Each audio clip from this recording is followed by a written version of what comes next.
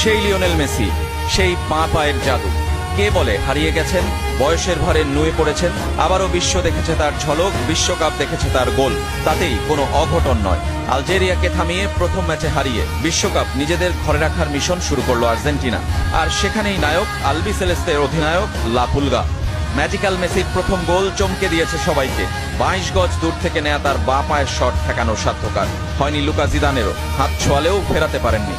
গ্যালারিতে বসে বাবা জিনেদিন জিদানও তাই একদিকে দেখেছেন মহাতারকার আরও একবার জ্বলে ওঠা, আর নিজের ছেলের নিভে যাওয়া।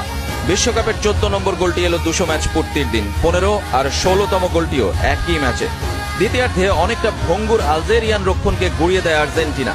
ম্যাকঅ্যালিস্টারের শট লুকা জিদান ফেরালেও ধরে রাখতে ব্যর্থ। এমন সহজ সুযোগ কি আর মেসি মিস করেন? কয়েক ঘন্টা আগে সেনেগালের বিপক্ষে জোড়া গোলে কিলিয়ান এমবাপ্পে তাকে টপকে গিয়েছিলেন। মেসি তাকেও টপকে গেলেন, পূর্ণ করলেন হ্যাট্রিক। শুধু এমবাপ্পে